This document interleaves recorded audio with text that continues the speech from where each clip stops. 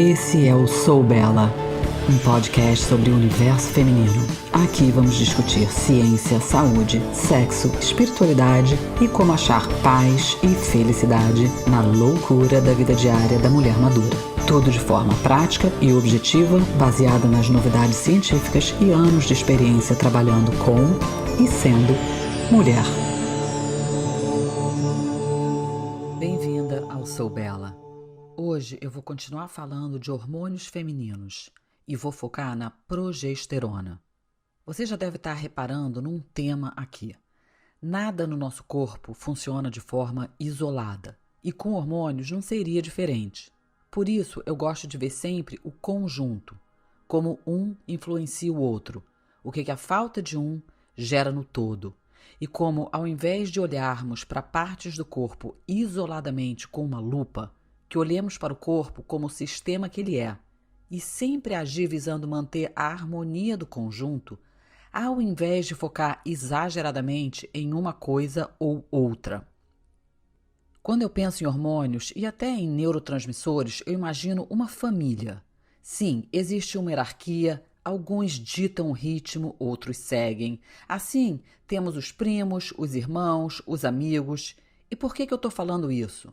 Porque, apesar de todos influenciarem tudo, existem alguns núcleos que estão sempre juntos e na família dos hormônios sexuais temos os irmãos estrogênio, que já falamos, a progesterona, que vamos falar hoje, e a testosterona, que falaremos na semana que vem. E em breve entenderemos outros hormônios que eu vejo como primos, como a família dos hormônios tiroidianos e como eles impactam os hormônios sexuais e vice-versa. Temos a família da insulina, da leptina, que é irmã da grelina, e assim vai. Quando pensamos sobre hormônios dessa forma, passamos a entender como agir quando os sintomas começam a aparecer. No episódio passado, eu falei de todos os benefícios do estrogênio, mas eu não falei de uma desvantagem potencial que o excesso de estrogênio pode causar.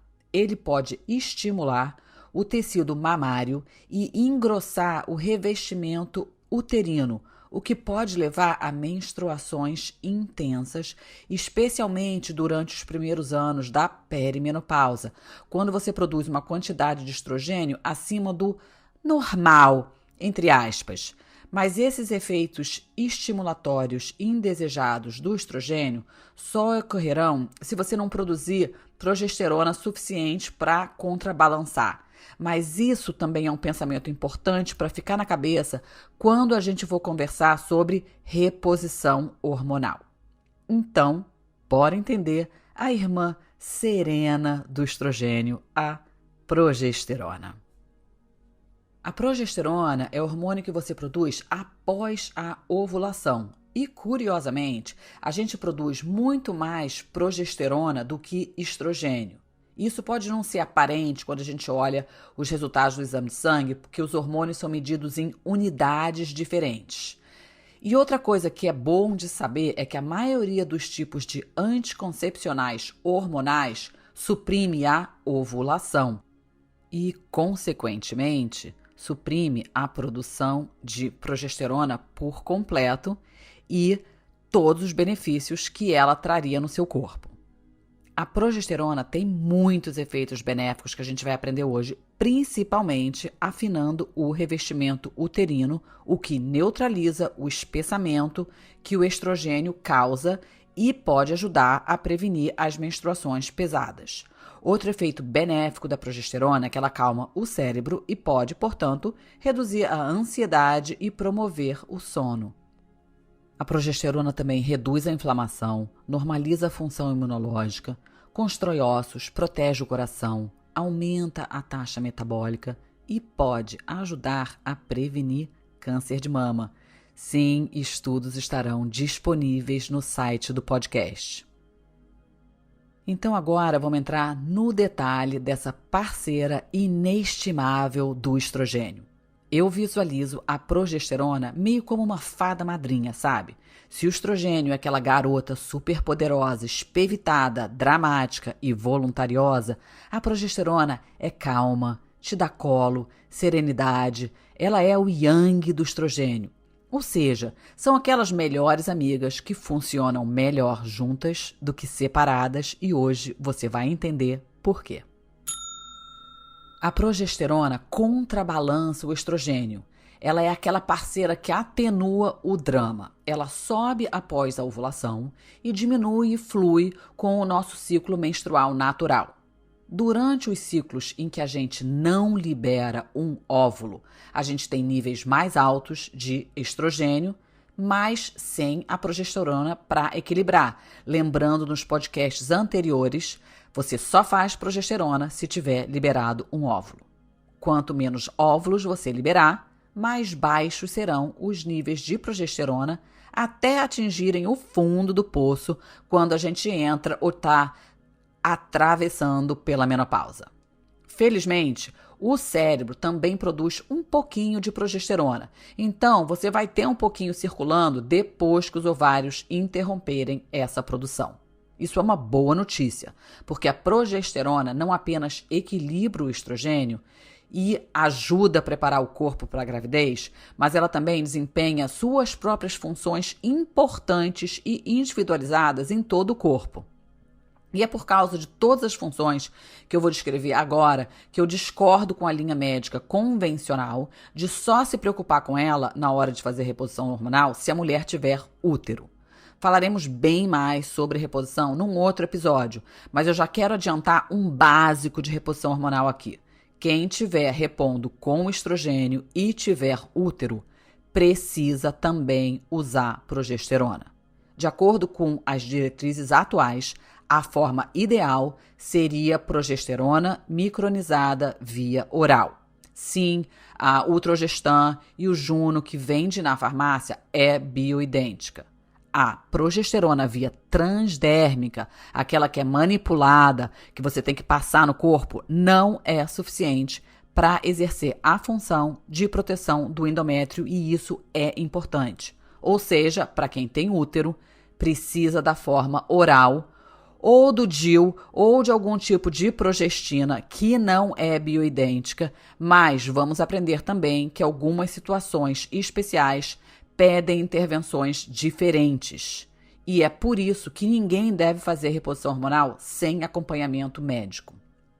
Meu objetivo aqui é te dar informações e as novidades da literatura científica para que você possa ter conversas inteligentes. Nada do que eu disser é recomendação médica. Lembre-se, eu não sou médica e não sei o seu caso em particular. Os estudos usados estão no site do podcast e você pode levá-los na sua próxima consulta, caso o seu médico ainda não esteja atualizado. Lembre-se que demora em média 17 anos para as pesquisas chegarem aos consultórios. E, de novo, se o seu médico não te escuta ou não estiver alinhado com as suas crenças ou até com seu conhecimento, você sempre pode mudar de médico. Existe muita gente boa e antenada por aí que vai poder te ajudar. Mas de volta à progesterona. E um dos seus papéis que nada tem a ver com endométrio é que a progesterona é responsável por manter a estabilidade do tecido conjuntivo. O estrogênio ele pode afrouxar os tendões e ligamentos e leva a uma certa perda de estabilidade. A progesterona entra e ajuda a estabilizar esses tecidos conjuntivos, aumentando a tensão sobre eles. Quando a gente entra na menopausa, a gente perde esse contrapeso e o nosso risco aumenta para ter lesão nos ligamentos, tipo ruptura dos ligamentos dos joelhos, como o LCA e o MCL. E os ombros das mulheres também são muito vulneráveis a essas lesões. Muitas mulheres com quem eu trabalho têm dificuldade em manter a estabilidade, mesmo em idades pré-menopáusicas. Começar a fazer um pouco de agachamento, o joelho se abre demais porque os músculos ou os tecidos estabilizadores não conseguem manter o alinhamento, se machuca. Aí se adiciona os efeitos desestabilizadores da mudança hormonal e tudo fica pior. É por isso que a gente precisa fazer mais exercício de estabilização para garantir que a musculatura que nos dá suporte permaneça forte para que a gente possa fazer exercício dinâmico e que consiga continuar fazendo exercício de impacto. Por que a gente teria que fazer exercício de impacto? Porque esses exercícios são importantes para a saúde dos ossos.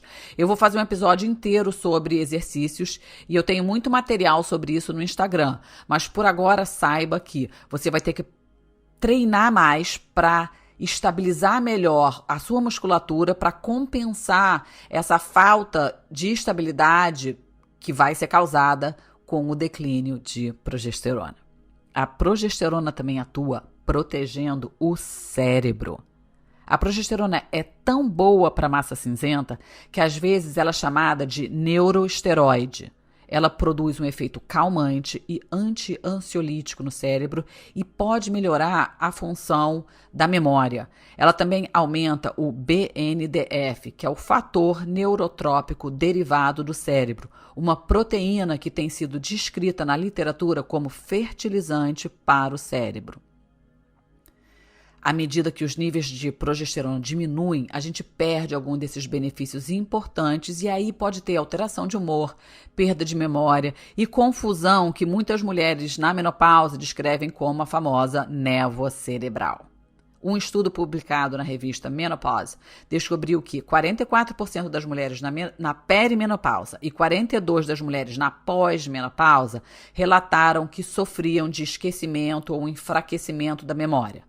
A boa notícia é que a pesquisa sugere que esses solavancos cognitivos são mais pronunciados durante a perimenopausa e o início da menopausa, e em muitas mulheres o nevoeiro cerebral se dissipa sozinho com o tempo. É só dar um tempo para o cérebro meio que recalibrar. Mas, na minha opinião, não tem por que esperar para intervir, já que a gente tem muita coisa simples para fazer com nutrição e estilo de vida para ajudar a eliminar essa neblina mental bem mais cedo.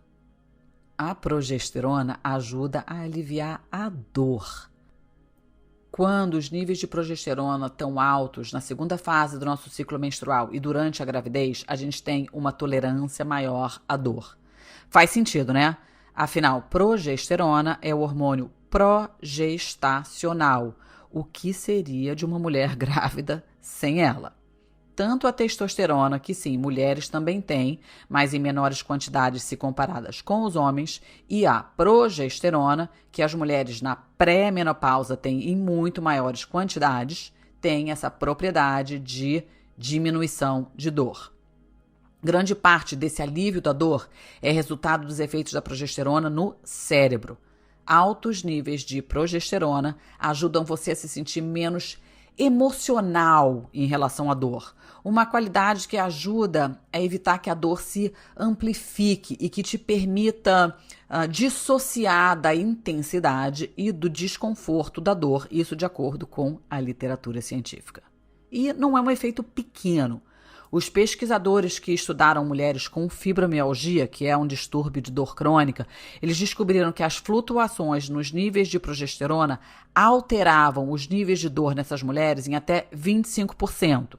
E esse estudo também descobriu que a baixa progesterona, combinada com altos níveis do hormônio do estresse cortisol, que é comumente alto em mulheres durante os anos da menopausa, produziam os níveis mais altos de dor. Por isso que eu sempre falo, se você está nessa fase de 45 para cima e recentemente recebeu uma diagnose de fibromialgia, você tem que checar os seus hormônios, porque pode ser que seja muito mais um desequilíbrio hormonal do que a doença em si. E esse estudo relatou também que os níveis de dor nessas mulheres eram muito piores quando todos os hormônios sexuais estavam mais para baixo do que seriam na fase pré-menopausa. Portanto, se tudo parecer doer mais do que antes, a culpa pode ser da mudança hormonal. Claro, nem toda mulher experimenta essa mudança. Algumas mulheres mantêm a mesma tolerância à dor com ou sem hormônio. Alguns estudos sugerem que uma explicação para isso talvez seja que quando uma mulher experimentou muita dor durante a vida, seja dor regular, porque fazia muito exercício e se machucava, ou com bastante treinamento e aprendeu a lidar com o desconforto, ou por causa do parto, ou por condições da vida em geral, que os cérebros aprenderam com essas dores passadas e já sabem se calibrar para lidar com sensações dolorosas, independentemente do que a progesterona e os outros hormônios estejam fazendo. É claro que existem outras coisas que explicam tolerância à dor, mas fora do tópico de hoje. A progesterona também ajuda na construção de ossos. Não é de se admirar que a menopausa seja um período tão precário para a saúde esquelética quando a gente considera que tanto o estrogênio quanto a progesterona ajudam a construir e a manter a densidade óssea. Como o estrogênio, a progesterona diminui a taxa de reabsorção óssea e reduz a perda de cálcio na urina. Então, quando a gente perde progesterona e perde estradiol, a gente perde estímulos poderosos para formar ossos mais fortes. E é por isso que é especialmente importante ajustar o seu exercício, o seu treinamento, a sua resiliência ao estresse físico e fazer também outras estratégias nutricionais durante esse período da vida, se a gente quiser evitar ossos quebradiços no futuro. A progesterona também tem um efeito importante no nosso sistema nervoso autônomo e no que a gente chama de tônus vagal cardíaco. Ela influi na variabilidade da frequência cardíaca. O nosso tônus vagal é um bom indicador da nossa capacidade de relaxar ou de quão bem respondemos ao estresse. O tônus vagal alto indica que a frequência cardíaca em repouso está baixa. E o tônus vagal baixo significa que a frequência cardíaca em repouso está elevada, que é o que você não quer. Uma das maneiras mais populares de medir esse tônus vagal cardíaco é através da variabilidade da frequência cardíaca, que vai pelas siglas VFC em português e é famoso no mundo dos exercícios como HRV, Heart Rate Variability, e que atualmente pode ser medido com anéis, relógios e outros wearables famosos, tipo o Whoop e o Oura Ring, que é o que eu uso, e eu até coloco um link no site do podcast para você. A sua VFC, ela é o resultado da interação entre os ramos do sistema nervoso parasimpático, que é quem governa as funções de descansar, de digerir, de relaxar, e o sistema nervoso simpático, o lutar ou fugir. O que esse VFC ou HRV faz é descrever a variabilidade do tempo, do intervalo entre os seus batimentos cardíacos. Quando a VFC aumenta, isso significa que o seu corpo está mais resistente ao estresse. Quando ele diminui, você tem menos resiliência ao estresse, porque o tônus vagal mais baixo colocou a sua frequência cardíaca sob a influência do sistema nervoso simpático, que de simpático não tem nada, ele é o sistema estressado. Outro nome que devia ser mudado na literatura, mas seguindo. Essa é uma métrica complicada para as mulheres e onde também os números das pesquisas foram quase todos extraídos de homens. E o algoritmo usado nesses wearables, nesses relógios, nesses anéis, foi baseado nessa matemática do corpo masculino e não vai ser necessariamente útil para nós mulheres, especialmente para as mulheres na perimenopausa e na menopausa. Por que eu digo que é uma métrica complicada para as mulheres? Porque durante a transição para a menopausa, a gente tem naturalmente um aumento de ansiedade e um aumento na ativação do sistema nervoso simpático. E as pesquisas estão começando a refletir isso, essas pesquisas que são feitas só com mulheres. Eu comecei a reparar porque eu uso meu anel há 7 anos e muitas das minhas clientes também, para acompanhar a nossa recuperação depois de exercício. E eu comecei a reparar que apesar de eu achar que atualmente eu estou numa condição física muito melhor do que eu estava há 7 anos atrás, o meu VFC não está refletindo isso. A conclusão foi que depois que a gente entra na casa dos 40, esses resultados começam a ficar realmente estranhos. E os dispositivos que a gente está usando não são baseados em um algoritmo que entenda as flutuações hormonais. Então, eles podem nos dar uma pontuação falsa de baixa recuperação, dizendo que a gente não está totalmente recuperado, quando na realidade a gente está. Por que isso? Porque a progesterona tem efeitos conflitantes no corpo. Ela é calmante no cérebro, mas ela tem o efeito oposto no nervo vago e anula o efeito do estrogênio no aumento do tônus vagal. Nas mulheres que ainda menstruam naturalmente, quando a progesterona sobe, o estrogênio ainda está lá, mas a progesterona é o hormônio dominante. Quando a progesterona cai, o estrogênio se torna o hormônio dominante, o que aumenta o tônus vagal. Nas mulheres na perimenopausa, as proporções hormonais são completamente diferentes e erráticas. E em mulheres na pós-menopausa, eles são baixos e sem nenhuma flutuação. E isso altera a maneira que eles influenciam o nervo vago. Então a gente não tem a mesma influência hormonal nas diferentes fases da vida e nem tem umas influências similares ao dos homens que foram usados nas pesquisas e que são usados no algoritmo que dão esses números nesses anéis e relógios. Então, se você está observando que o seu VFC está caindo, apesar de você não estar se sentindo mal, meio que ignora. Em linguagem simples, quando nossos hormônios estrogênio e progesterona caem, a gente vive mais sob a influência do sistema nervoso simpático, aquele estado de lutar ou fugir, e menos tempo sob a atividade do sistema nervoso parasimpático, que é o estado relax, de descanso, onde a gente digere a nossa comida, principalmente depois da menopausa. Então, o que a gente tem que fazer? Para aumentar a nossa VFC, a gente precisa intervir e ativar essas respostas do sistema nervoso parasimpático com mudança no estilo de vida e comportamento. E por que isso é importante? Porque se a gente não fizer nada, a gente fica mais predisposta a esse impulso do sistema nervoso simpático, à ansiedade e menos inclinadas ao impulso do parasimpático e a um nível mais baixo de estresse. E isso tem sim um impacto negativo generalizado na nossa saúde, no nosso bem-estar e no nosso desempenho. Menopausa não é uma sacanagem. Eu detesto reclamar da vida ou dizer que algo que o Criador fez está errado. E ainda fico na esperança de que eu estou entendendo errado e mergulho nessas pesquisas, mas quanto mais eu estudo, mais eu chego à conclusão de que ser mulher não é para fracos. Mas como reclamar não leva ninguém a lugar nenhum. Bora fazer as coisas que a gente sabe que funcionam para contrabalancear esse declínio hormonal. Mulherada, às vezes rir ainda é o melhor remédio. E já que estamos falando de coração, né, variabilidade cardíaca, vamos entender a influência da progesterona nas palpitações cardíacas. Cara, eu tive muito isso. De um modo geral, as palpitações, aquela sensação de batimento cardíaco interrompido, ou palpitação errática, ou saltos no peito do nada, no meio do dia ou da noite, são relativamente comuns em mulheres. Juntamente com outras arritmias e batimentos cardíacos irregulares, as palpitações são particularmente comuns durante a perimenopausa, ocorrendo em cerca de 25% das mulheres durante essa transição.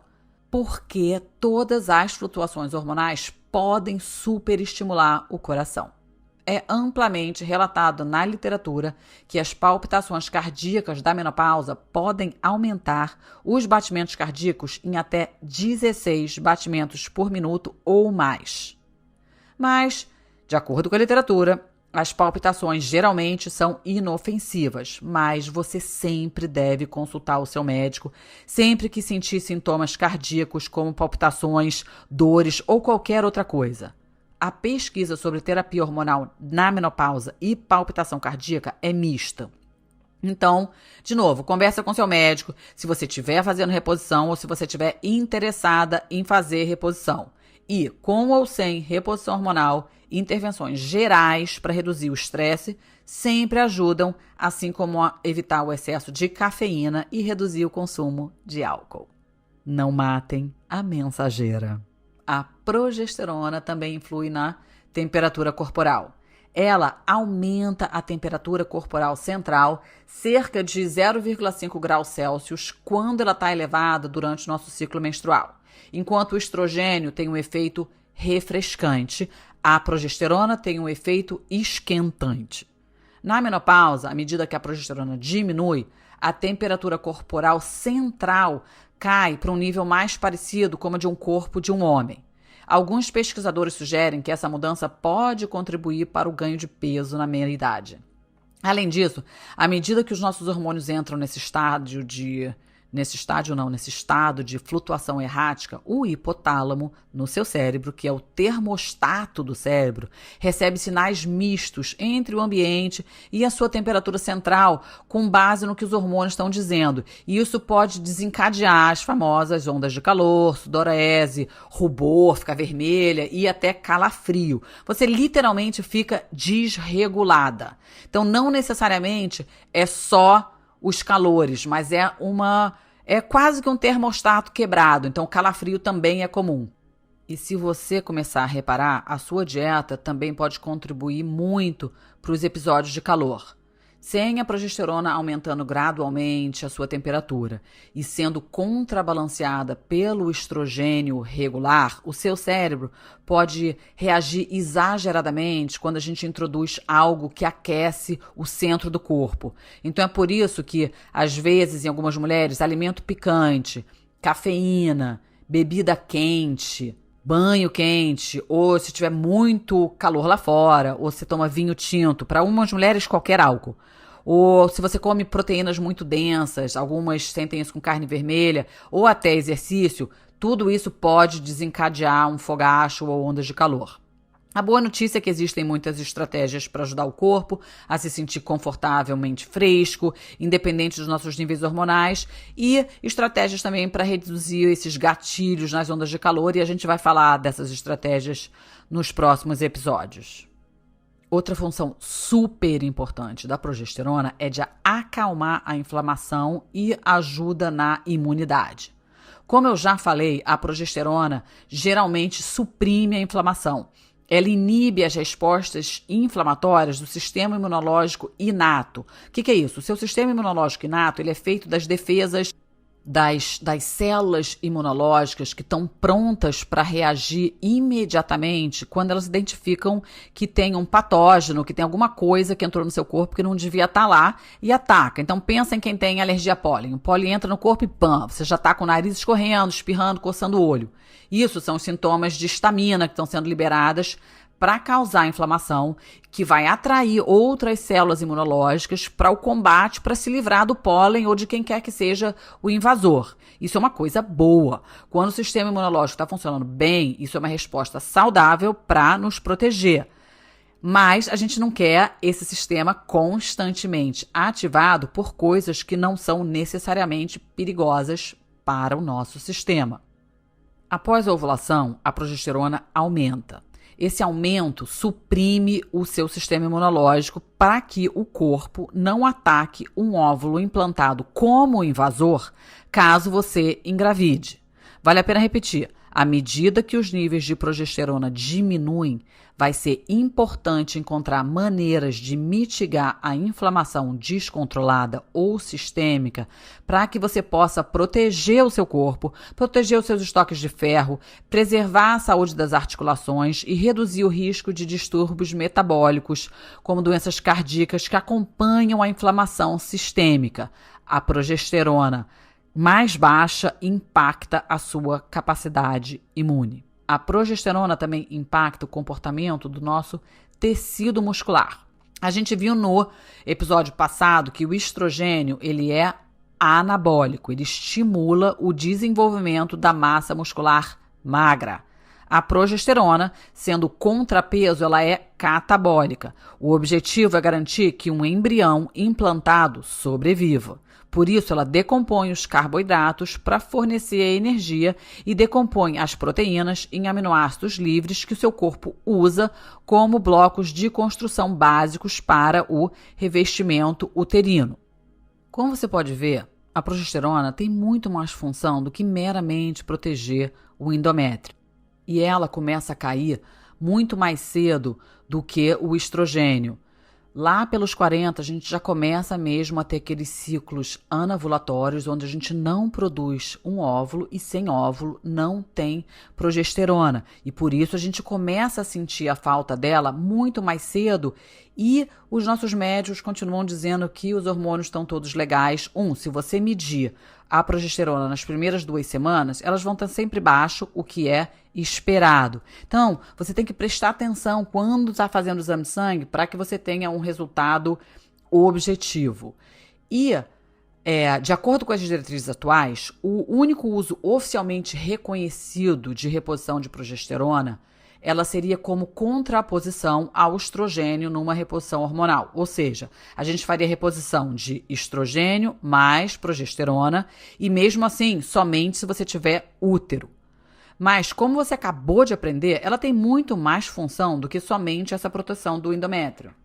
Mas parece que o mundo médico fica popotizado que a única função dela seria esse contrapeso. Mas a progesterona pode sim ser usada isoladamente, sem o estrogênio, para sintomas do climatério, da perimenopausa e começadas bem antes do que uma reposição hormonal clássica seria, porque ela ajuda sim com suores noturnos, com palpitação cardíacas, ajuda muito para quem está lidando com problemas de sono, de humor, enxaqueca, menstruações intensas e até alguns sintomas lá mais para frente na menopausa.